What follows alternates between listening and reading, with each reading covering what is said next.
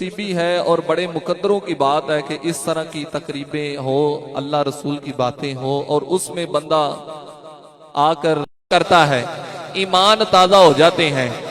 ये वो मौजू है जो तमाम मौजुओं की जान होता है, ये वो मौजू है जो तमाम मौजुओं की रूह होता है। अल्लाह की जात ने फरमाया इन्ना आतैना कल कौसर, फरमाया महबूब हमने आपको खैर कसीर अता फरमाया। दूसरे मकाम पर रब की जात ने फरमाया वलिल्लाहिल इज्जतु वली रसूलिही, फरमाया इज्जत अल्लाह के लिए है, इज्जत अल्लाह के रसूल के लिए है।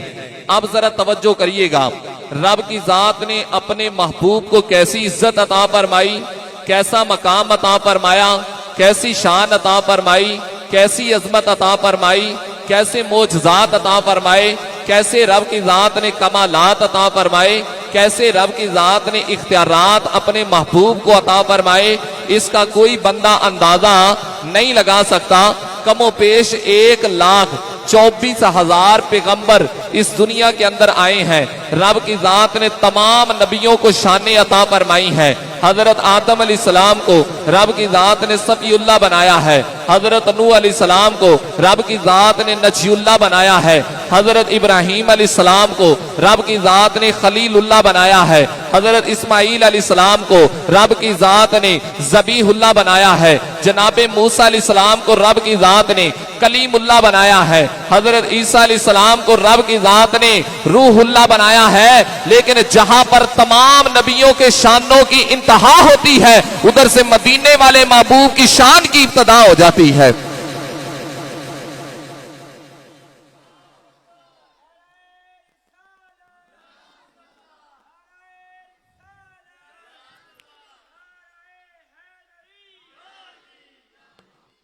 उधर से मदीने वाले महबूब की शान की क्या होती है, इब्तदा होती है। इसीलिए एक शायर कहने लगा एक पासे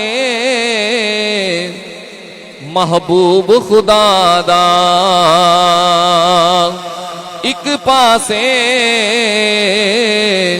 महबूब खुदा दा, एक पासे सारी खुदा ने जो कमालात अता फरमाए। जनाबे मूसा अलैहिस्सलाम जब फिरौन, मेरे आला हजरत फरमाने लगे इजाबत का जोड़ा, इजाबत का जोड़ा, इजाबत कहते कबूलियत को, मकबूलियत को, इजाबत का जोड़ा, इनायत का सेहरा। फरमाने लगे दुल्हन बन के निकली दुआए मोहम्मद।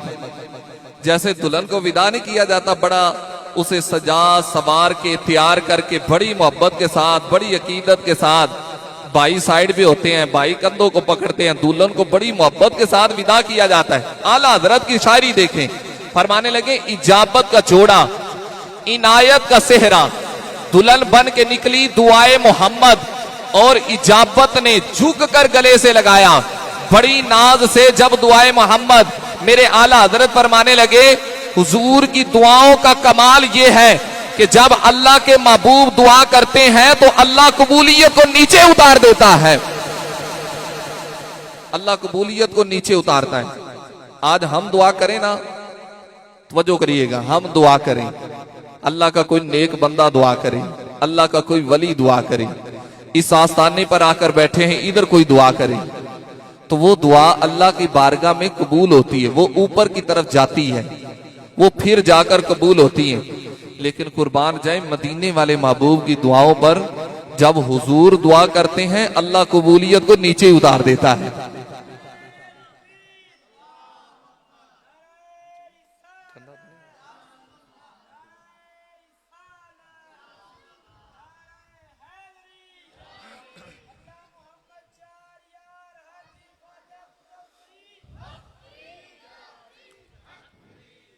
अल्लाह कबूलियत को नीचे उतार देता है। ये तो करीम नबी की शान है, ये हुजूर अलैहिस्सलाम के हाथों का कमाल। हजरत सुलेमान अलैहिस्सलाम की जब बात बंदा पढ़ता है, जब उनके मोजज़ात कमालात शानों को पढ़ता है तो बंदा हैरान हो जाता है। अल्लाह की जात ने हवाओं पर हुकूमत अता फरमाई, रब की जात ने जिन्नों पर हुकूमत अता फरमाई, अल्लाह की जात ने परिंदों पर हुकूमत अता फरमाई, रब की जात ने जानवरों पर हुकूमत अता फरमाई। ये करीम नबी हजरत सुलेमान अलैहिस्सलाम की शान है। मैं कहता हूं जरा तवज्जो करिएगा इधर, मैं कहता हूं अगर रब की जात ने इन नबियों को इतनी शान अता फरमाई है तो फिर बताओ उस महबूब की शान का आलम क्या होगा जिसके पीछे इन सब नबियों ने नमाज अदा फरमाई है। फिर महबूब की उन शानों का आलम क्या होगा। फिर देखो रब की जात ने कैसे कमाल अता फरमाई, अल्लाह की जात ने कैसी शानें अता फरमाई, कैसी शानें रब की जात ने अता फरमाई। महबूब की जुबान से कोई लफ्ज निकलता है अल्लाह फौरन ही कबूल फरमा लेता है। महबूब की जुबान से कोई लफ्ज निकलता है अल्लाह फौरन कबूल करता है। नबी पाक को जो कमाल मिले, जो शानें मिली, वो कैसी हैं? जैसी रब की जात ने तमाम नबियों को शानें अता फरमाई है, उन सब से बढ़कर अल्लाह की जात ने अपने महबूब को अता फरमाई है। इसीलिए तो हम कहते हैं हम हजरत आदम अलैहिस्सलाम को भी मानते हैं, हम हजरत नूह अलैहिस्सलाम को भी मानते हैं, हम हजरत दाऊद अलैहिस्सलाम को भी मानते हैं, हम हजरत अय्यूब अलैहिस्सलाम को भी मानते हैं, हम हजरत जकरिया अलैहिस्सलाम को भी मानते हैं, हम सबको मानते हैं।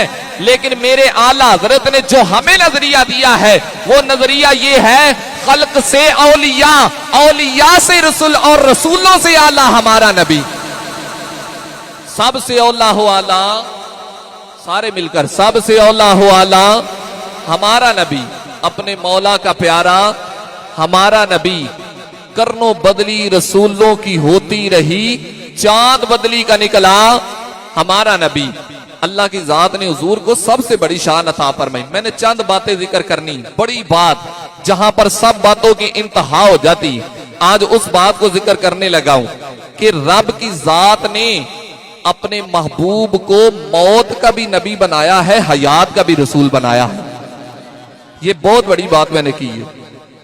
नबी पाक मौत के भी नबी बनकर आए, हयात के भी नबी बनकर आए। पहले बुखारी की हदीस सुने, जब हजरत इस्राईल अलैहिस्सलाम जनाबे मूसा की रूह कब्ज करने के लिए आए तो जनाबे मूसा अलैहिस्सलाम ने इतनी जोर से थप्पड़ मारा कि हजरत इस्राईल अलैहिस्सलाम की आंख निकल गई। रब की बारगाह में गए, जाकर अर्ज करने लगे, मालिक आज तेरे ऐसे बंदे के साथ वास्ता पड़ा है, रूह निकालने लगा हूं, थप्पड़ मार के मेरी आंख निकाल दी।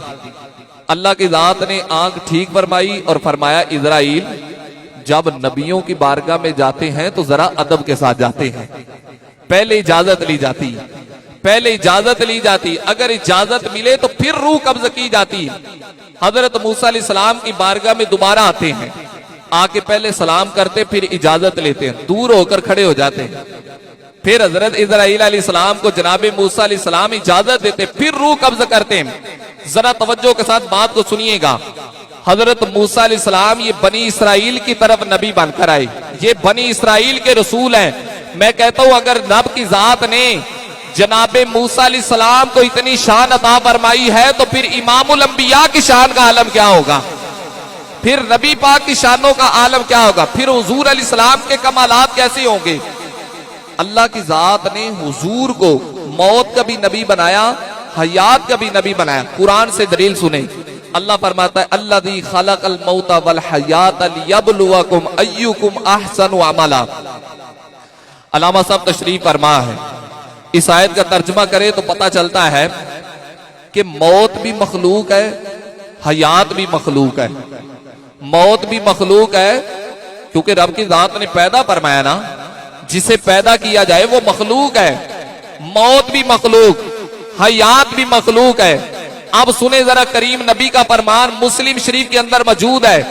करीम नबी फरमाने लगे, उरसिलतु इलल खल्की काफा, मेरे करीम नबी ने फरमाया रब की जात ने मुझे अपनी सारी मखलूक की तरफ रसूल बनाकर भेजा। पता चला कि मौत भी मखलूक है, हयात भी मखलूक है, तो फिर कहना पड़ेगा रब की जात ने अपने महबूब को मौत का भी नबी बनाया है, हयात का भी नबी बनाया है। नाराए रिसालत, नाराए हैदरी, अल्लाह मोहम्मद चार यार हाजी ख्वाजा कुतुब फरीद। नबी पाक मौत के भी नबी, हयात के भी नबी।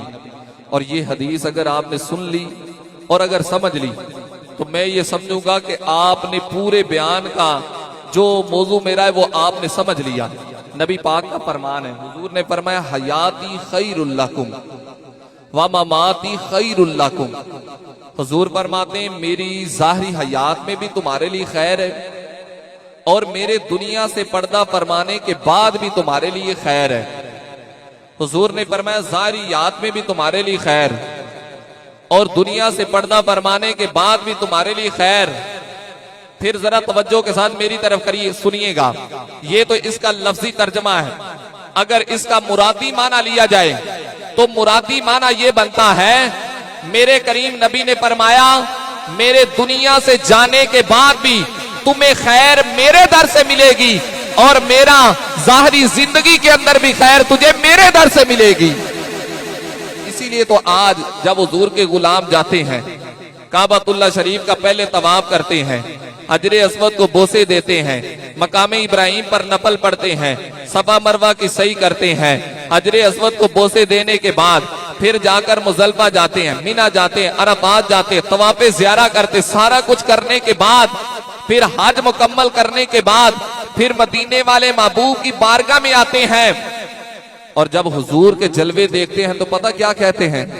कहते हैं मुलाकाते हबीब सादी ईद हो गई, मुलाकाते हबीब सादी ईद हो गई,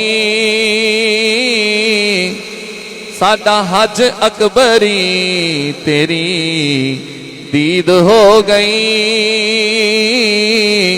साडा हज अकबरी तेरी दीद हो गई, मुलाकाते हबीब साडी ईद हो गई, साडा हज अकबरी तेरी दीद हो गई, तेरा उचाए नामा नले नहीं परछावा, तेरियां तक के अदावा मैं मुरीद हो गई, तेरियां तक के अदावा मैं मुरीद हो गई, मुलाकाते हबीब सादी ईद हो गई। बोले जरा सुभान अल्लाह। ये हुजूर के गुलामों का हाल है। जब उधर जाते हैं तो नबी पाक की बारगाह में जाकर तड़पते, उन्हें पता है अल्लाह के महबूब जिंदा है, अल्लाह के महबूब क्या है? जिंदा। ये मौत जो हुजूर की बारगाह में आई है चंद लम्हों के लिए आई और आने का मकसद क्या था? ताकि खालिक और मखलूक में फर्क हो जाए, वगरना तो मेरे आला हजरत फरमाते तू जिंदा है वल्ला, तू जिंदा है वल्ला, मेरे चश्मे आलम से छुप जाने वाले। आला हजरत ने दो कसमें याद फरमाई, फरमाने लगे अल्लाह की इज्जत की कसम, अल्लाह की इज्जत की कसम, हुजूर जिंदा है। देखो नबी पाक की जब दुनिया से अल्लाह के महबूब के ज़ाहिरी पर्दा फरमाने का वक्त आया ना, जरा तवज्जो करिएगा, बात बड़ी सुनने वाली। जब ज़ाहिरी पर्दा फरमाने का वक्त आया तो करीम नबी सल्लल्लाहु ताला अलैहि वसल्लम ने अपने गुलामों को बुलाया। अल्लाह के महबूब ने अपने दुनिया से पर्दा फरमाने की खबर अपने गुलामों को पहले ही दे दी, पहले ही अपने गुलामों को बता दिया कि गुलामों मेरा दुनिया से जाने का वक्त आ गया है। नबी पाक ने अपने गुलामों को बुलाया और फिर अल्लाह के महबूब ने फरमाया सहाबा, रब की जात ने अपने एक बंदे को इख्तियार दिया है, अगर चाहें तो दुनिया की जिंदगी को तरजीह दे लें और अगर चाहें तो आखिरत को तरजीह दे दें। जब नबी पाक ने ये बात की, ये आप सब अहले मोहब्बत वाले बैठे हुए हैं, ये जो तसव्वुफ है इसमें तो इशारे भी समझ में आते हैं। आप अहले मोहब्बत बैठे हैं, जरा तवज्जो के साथ सुनिएगा। जब नबी पाक ने ये बात कही ना तो कोई भी बात की तय तक ना पहुंच सका, लेकिन जनाबे अबू बकर सिद्दीक रोने लगे। हजरत अबू बकर सिद्दीक रोए, तड़पे। सहाबा ने कहा अबू बकर, नबी पाक ने एक बंदे की बात की है, आप क्यों रो रहे हैं, आप क्यों तड़प रहे हैं? तो फरमाने लगे तुम समझे नहीं हो, नबी पाक ने अपनी बात की है, अब अल्लाह के महबूब का दुनिया से जाने का वक्त आ गया। गुलाम तो सारे थे, बात सब ने सुनी, लेकिन बात की तय तक जो पहुंचा है उन्हें जनाबे अबू बकर सिद्दीक कहते हैं। हुजूर के साथ प्यार बड़ा था, हुजूर की शान को समझने वाले, नबी पाक से अकीदत बड़ी थी, प्यार बड़ा था, मोहब्बत बड़ी थी। इस वजह से नबी पाक की बातों को वो समझते। अब 3 दिन तक हजरत इजराइल अलैहिस्सलाम हुजूर की बारगाह में आए। 3 दिन आकर हुजूर की इयादत करते रहे। और जब तीसरी मर्तबा आए, आखिरी मर्तबा जब आए तो दरवाजे पर दस्तक दी। दरवाजे पर दस्तक दी, जरा तवज्जो करिएगा इधर। दरवाजे पर दस्तक देने के बाद इजाजत ली। ये नबी पाक का मकाम है, इसलिए तो हम अपने ऊपर नाज करते हैं कि हम मदीने वाले महबूब के गुलाम हैं। और फिर कहा करें, हर एक को मुयस्सर कहा उस दर की गुलामी, उस दर का तो दरबान भी जिब्रील अमी है। 3 दिन इजाजत ली, आखिरी मर्तबा इजाजत ली, करीम नबी ने इजाजत दी तो फरमाया, जिब्रील किस लिए आए हो? हजरत जिब्रील ने क्या बात की, अर्ज करने लगे, या रसूल अल्लाह, मैं दुनिया वालों को बताने आया हूं कि रब की जात ने आपको कैसी शान और कैसी अजमत अता फरमाई है। और फिर आखिर में कहने लगे, हुजूर एक आने का और मकसद भी है। नबी पाक ने फरमाया, वो मकसद क्या है? तो हजरत जिब्रील अमी अर्ज करने लगे, या रसूल अल्लाह, मेरे साथ एक फरिश्ता आया है। हुजूर पहले जब भी किसी के पास आए उसने इजाजत नहीं ली। हुजूर वो इजाजत चाहता है, अगर आप इजाजत देंगे तो वो अंदर आएगा, और अगर आप इजाजत नहीं देंगे तो या रसूल अल्लाह उन्हीं कदमों में वापस पलट जाएगा। अब जरा तवज्जो करिएगा। नबी पाक ने फरमाया, जिब्रील तुम्हारा मशवरा क्या है? जिब्रील तुम क्या कहते हो? और अगली बात सुन के अगर आपके कलेजे में ठंड पैदा हो जाए ना तो फिर खामोश नहीं रहना। हजरत जिब्रील पता क्या कहने लगे? कहने लगे, या रसूल अल्लाह, नहीं, आज हुजूर मर्जी आपकी चलेगी। नाराए तकबीर, नाराए रिसालत, नाराए रिसालत, नाराए हैदरी, अल्लाह मोहम्मद 4 यार हाजी ख्वाजा कुतुब फरीद। क्या बात, सुभान अल्लाह। हजरत जिब्रील से हुजूर फरमाने लगे कि जिब्रील तुम्हारा मशवरा क्या है? तो हजरत जिब्रील अर्ज करने लगे, या रसूल अल्लाह, आज मर्जी आपकी चलेगी, लेकिन हुजूर इतना कहना चाहता हूं, अल्लाह भी आपकी मुलाकात का शौक रखता है, रब भी चाहता है महबूब से मुलाकात की जाए। अब मेरे करीम नबी ने फरमाया, अल्लाह के महबूब ने फरमाया, जिब्रील, फिर जैसे मेरा रब चाहता है वैसे ही मैं चाहता हूं। खुदा की रजा चाहते हैं दो आलम, और खुदा चाहता है रजाए मोहम्मद। अब जरा तवज्जो के साथ बात सुनिएगा। अब हजरत इजराइल अलैहिस्सलाम को इजाजत होती है। हजरत इजराइल अलैहिस्सलाम आते हैं, करीम नबी की रूह मुबारक को लेकर जाते हैं। जब रूह मुस्तफा को अल्लाह की बारगाह में लेकर जाते हैं, रब की बारगाह में अर्ज करते हैं, मालिक तेरे महबूब की रूह है, रूह मुस्तफा है, ए अल्लाह बता तेरे महबूब की रूह को कहां रखा जाए? रब फरमाता है, इजराइल जो जगह तुझे पसंद है रूह मुस्तफा को ले जाओ और उस जगह पर जाकर रख दो। हजरत इजराइल फरमाते हैं, मैं जन्नत के अंदर जाता हूँ, सारी जन्नत को घूम कर आता हूँ, कोई जगह मेरी समझ में नहीं आती है। मैं फिर अल्लाह की बारगाह में आता हूँ, अर्ज करता हूँ, मालिक रूह मुस्तफा है, तेरे महबूब की रूह है, मुझे जन्नत के अंदर कोई जगह समझ में नहीं आई, ए अल्लाह तू बता तेरे महबूब की रूह को कहाँ रखा जाए? रब फरमाता, इजराइल जो जगह तुझे पसंद है उधर मेरे महबूब की रूह को ले जाओ। हजरत इजराइल अलैहिस्सलाम फरमाते हैं, मैं बैतुल मामूर जाता हूँ, मैं अल्लाह के अर्श के करीब घूमता हूँ, मैं अर्श मोहल्ला पर जाता हूँ, मुझे कोई बात समझ में नहीं आती है, मैं फिर अल्लाह की बारगाह में आ जाता हूँ, मैं अर्ज करता हूँ, मालिक मैंने हर जगह को देखा है, मैंने जन्नत को देखा है, मैंने बैतुल मामूर को देखा है, मैंने अर्श मोहल्ला को देखा है, मालिक मेरी समझ जवाब दे गई है, मेरी मर्जी जवाब दे गई है, अल्लाह रूह मुस्तफा है, बता कहां पर रखूं? अब रब फरमाता है, इजराइल ये मेरे महबूब की रूह है, इसको ले जाओ और जाकर दोबारा हुजूर के वजूद के अंदर रख दो, इस वजह से कि मैंने महबूब के वजूद से बढ़कर कोई चीज बनाई नहीं है। नाराए रिसालत, नाराए रिसालत, नाराए हैदरी, अल्लाह मोहम्मद 4 यार हाजी ख्वाजा कुतुब फरीद। रब फरमाता है, रूह मुस्तफा से बढ़कर कोई खूबसूरत चीज मैंने वजूदे मुस्तफा से बढ़कर कोई चीज अच्छी बनाई नहीं है। सबसे बढ़कर जो शान दी है वो वजूदे मुस्तफा को दी है। मेरे आला हजरत फरमाते हैं, मौत हुजूर की बारगाह में आई है लेकिन सिर्फ सलामी देने के लिए आई है, सिर्फ सलामी देने के लिए आई है। दोबारा हुजूर की रूह को हुजूर के वजूद में रख दिया गया। फरमाने लगे उस वक्त से लेकर अब तक, अब से लेकर क़यामत तक अल्लाह के महबूब जब चाहते हैं, जिस जगह जाना चाहते हैं, अल्लाह के महबूब तशरीफ ले जाते हैं।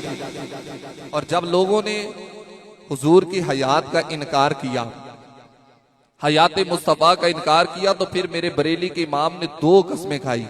फरमाने लगो अल्लाह की इज्जत की कसम, जो कहे तुझको मुर्दा वो मुर्दा है वल्लाह, तू जिंदा है वल्लाह, तू जिंदा है वल्लाह, मेरे चश्मे आलम से छुप जाने वाले।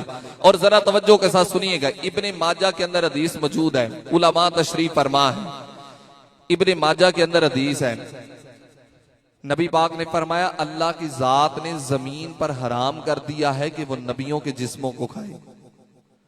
अल्लाह की जात ने हराम कर दिया। और फिर मुस्लिम शरीफ के अंदर मौजूद है, करीम नबी फरमाते मररतु अलल मूसा फहुवा युसल्ली फी कब्रिही, हुजूर फरमाते जब मैं मिराज की रात गया, अल्लाह के महबूब फरमाते मेरा गुजर हजरत मूसा अलैहिस्सलाम की कब्र पर हुआ।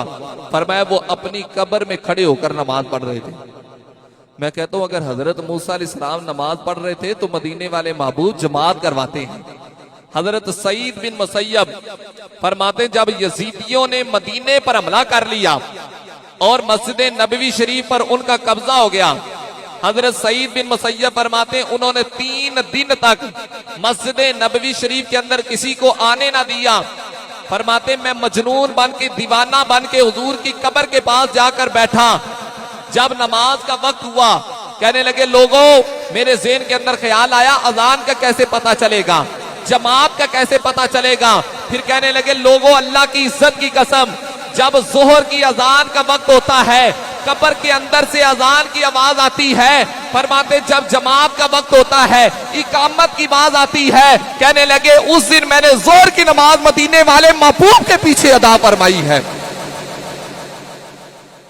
हुजूर जिंदा है, अल्लाह के महबूब अपनी कब्र अनवर में जिंदा है। और मैं ये कहता हूं, मैंने पहले भी बड़ी दफा ये कहा और मैं आज भी कहता हूं, अगर कोई आज भी नबी पाक के जलवे देखना चाहे, अगर किसी के दिल में तड़प हो कि हुजूर अपना दीदार करवाएं, मदीने वाले महबूब के जलवे नसीब हो जाएं, तो खुदा की इज्जत की कसम आज भी आंखों से गंद देखना छोड़ दे, बेहयाई के मनाजर देखना छोड़ दें। रात के वक्त वजू करके, अच्छे कपड़े पहन के, खुशबू लगा के, बिस्तर साफ करके, तकिया साफ करके, अगर आज भी कोई मदीने वाले महबूब पर दुरूदो सलाम पढ़ता हुआ सो जाता है, ओ भाई अगर मंजूरी हो जाए तो मदीने वाले महबूब आज भी अपना दीदार करवाते हैं, आज भी हुजूर दीदार करवाते हैं। और फिर क्या आपने ये सुना नहीं है कि नबी पाक अपने हर गुलाम की कब्र में आएंगे? खुशी हुई कि नहीं हुई? नहीं खुशी हुई? यार कभी सोचे तो सही ना, कब्र का आलम कितना खतरनाक होगा। लेकिन अल्लाह के महबूब आएंगे, गुलामों के अंदाज ही निराले होते हैं। गुलाम कहते हैं हम तो कब्र में जब जाएंगे ना, जब हुजूर आएंगे तो हम तो कदमों में पड़ जाएंगे, हम तो हुजूर के कदम पकड़ कर कहेंगे कब्र में सरकार आए तो मैं कदमों में गिरूं, गर फरिश्ते भी उठाएं तो मैं उनसे यूं कहूं, इस पाए नाज से मैं ए फरिश्तों क्यों उठूं, मर के पहुंचा हूं यहां इस दिल रुबा के वास्ते। और एक शायर कहने लगा इतनी भी जल्दी क्या है, जरा ठहर जाइए। जब फरिश्ते कहेंगे उठे तो हम क्या कहेंगे, इतनी भी जल्दी क्या है, जरा ठहर जाइए। इतनी भी जल्दी क्या है, जरा ठहर जाइए। इतनी भी जल्दी क्या है, जरा ठहर जाइए। सारी उम्र गुजार के आया हूं मैं यहां,